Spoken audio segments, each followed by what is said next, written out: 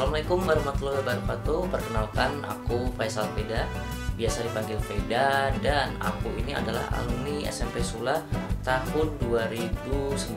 Mungkin ya teman-teman atau adik-adik kelas di sini pada belum lahir di tahun itu.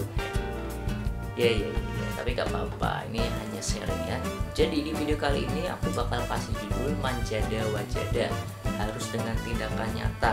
Belajar berani bicara dengan permainan kata. Ya mungkin judulnya agak panjang, tapi insya Allah semoga video ini bisa sharing itu ya, sharing tentang ilmu, sharing tentang pengalaman yang aku udah alami selama ini.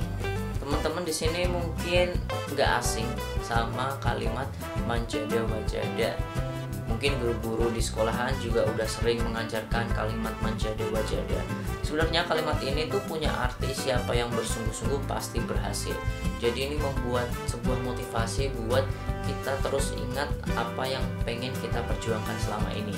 Sebenarnya kalau ngomongin dulu waktu sekolah, waktu SMP gitu ya, kalau dibilang pinter-pinter banget tuh aku juga enggak, dibilang bodoh-bodoh amat tuh juga enggak ya, sedengan lah. Tapi aku bersyukurnya tuh aku selalu bisa masuk di kelas favorit. Jadi itu bisa jadi motivasi aku buat melakukan atau belajar apapun supaya biar nggak tertinggalkan. Jadi malu juga kalau misalnya kita ada di kelas favorit tapi kita jadi yang terakhir atau jadi yang nggak pinter gitu ya. Jadi mungkin ketika kita ada di orang-orang yang pintar atau orang-orang yang rajin, kita bisa ikut ketularan.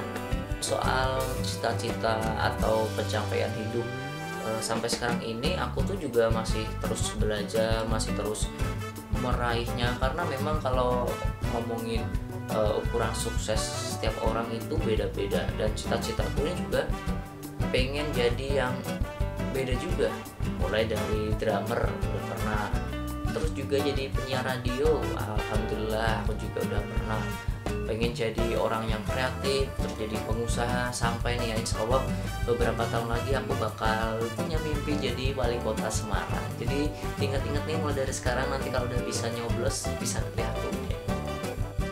Tapi yang namanya cita-cita, mimpi itu memang harus diraih, harus ada prosesnya, nggak langsung instan. Masak mie aja itu juga perlu proses, harus dibuka dulu bungkusnya, harus direbus minyak dulu, kalau udah matang kasih bumbu baru bisa dimakan. Nah itu bisa juga jadi proses hidup. Nggak mungkin nih kita tiba-tiba jadi terkenal, jadi orang yang sukses. Harus semua dilalui dengan proses.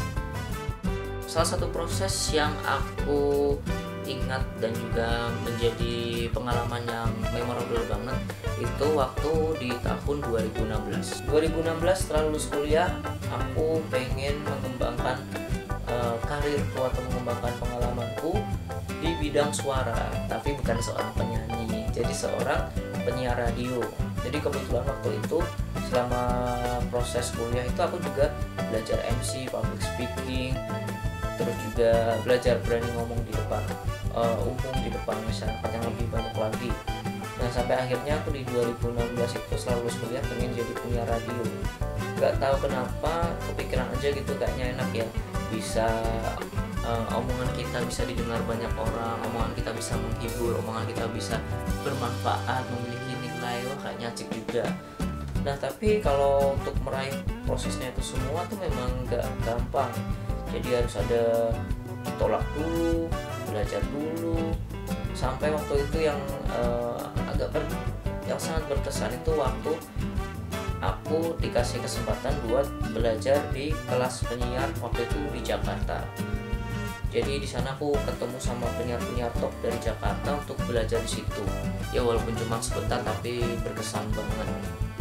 Sampai akhirnya setelah selesai kelas itu aku memberanikan diri untuk mendaftar radio-radio yang ada di Semarang. Tanpa memikirkan dapat bayaran berapa ya, yang penting seneng dulu, seneng apa yang kita kerjakan dulu. Jadi kalau masalah rezeki itu nanti ngikut lah ya.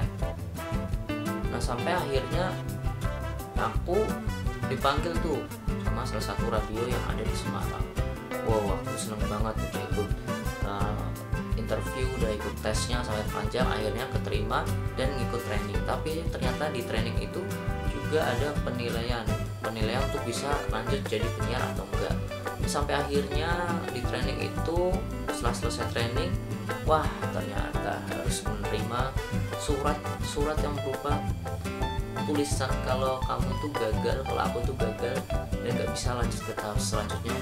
Tahap selanjutnya itu adalah jadi penyiar beneran. Waduh, waktu itu memang agak sedih banget, tapi karena apa ya, karena pengen punya motivasi, pengen punya kekuatan untuk bisa mewujudkan mimpi itu, akhirnya aku memberanikan diri untuk mendaftar lagi. Sampai pada akhirnya aku memasukkan lamaran ke radio terakhir nih ya. Kenapa radio terakhir? Karena waktu itu aku ngasih lamaran, di dalam hati udah bilang nih, kalau misalnya ini gak keterima, aku gak bakal lanjutin lagi. Ya walaupun sedikit putus asa, tapi ya udah mau lagi gitu.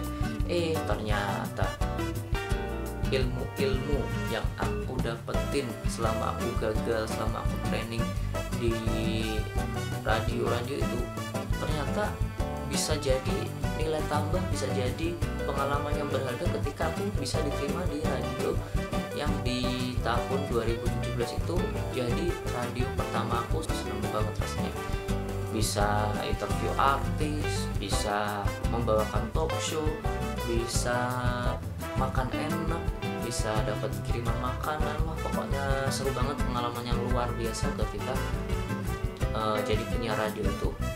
Nah, karena di video kali ini aku gak cuma cerita pengalamanku yang tadi, tapi juga di sini aku bakal sharing ini tuh ilmu tentang public speaking atau ilmu tentang bicara kepada publik, ilmu berbicara kepada orang banyak. Karena dari berbicara itu sebenarnya adalah sebuah seni buat mempengaruhi orang lain, seni buat mengajak orang lain untuk terlibat dalam apa yang kita ceritakan.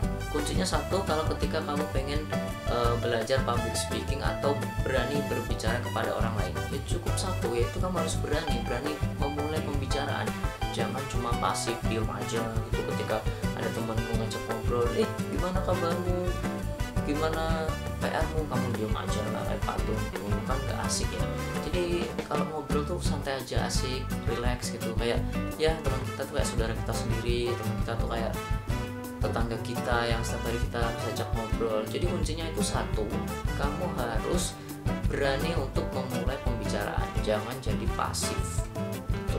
Nah, cara tergampang atau termudah nih ya buat kamu memulai untuk berbicara kepada orang itu, kamu harus berani atau harus mau untuk berkomunikasi, ngajak ngobrol teman kamu, teman sebangkumu, teman belakangmu, terus juga tetanggamu, mungkin pedagang kantin, pedagang cilok yang ada di depan sekolahmu, terus juga Pak Satpam, mungkin ajak ngobrol aja, asik-asik aja.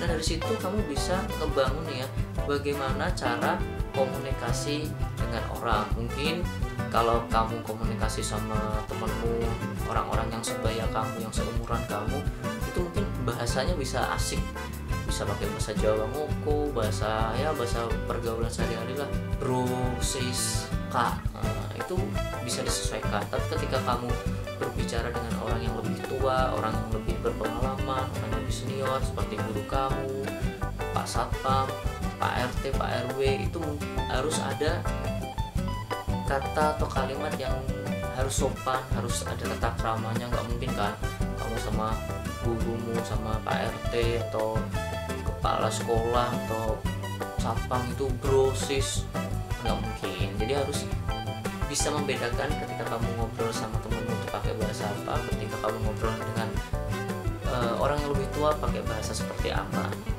Sebenarnya kalau udah sama-sama asik, sama-sama tahu apa yang kita obrolin tuh sebenarnya enak banget buat ngobrol di situ. Karena memang basic dari public speaking itu ya ngomong. Kalau kamu nggak sering ngomong ya kamu susah untuk bisa berani bicara di depan umum gitu ya.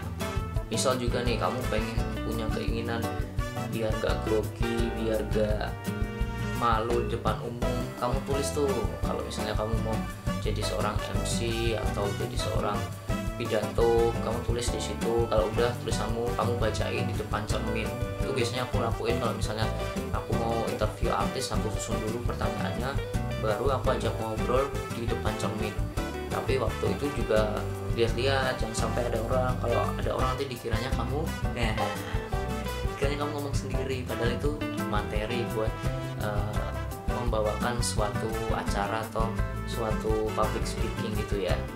Nah sebenarnya kalau ngomongin public speaking, komunikasi kepada publik itu juga bisa dimulai dari menulis dan membaca. Kalau membaca itu kamu nanti ketika kamu jadi seorang public speaker, kamu ngobrol di depan umum, di depan publik, itu kamu jadi punya banyak kata, punya banyak kalimat ketika kamu ingin mengobrolkan sesuatu, karena kamu dapat dari yang apa yang kamu baca.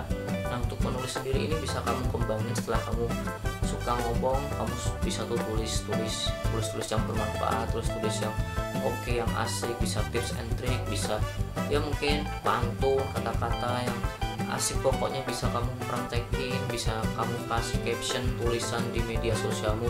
Jangan cuma ketika kamu posting di Instagram langsung captionnya Denetsu, nah itu buat apa?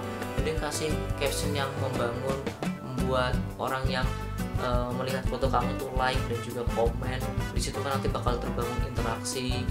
Pokoknya media sosialmu itu harus kamu manfaatin buat sesuatu yang baik, sesuatu yang kamu share itu harus positif, sesuatu yang kamu tulis itu juga harus positif.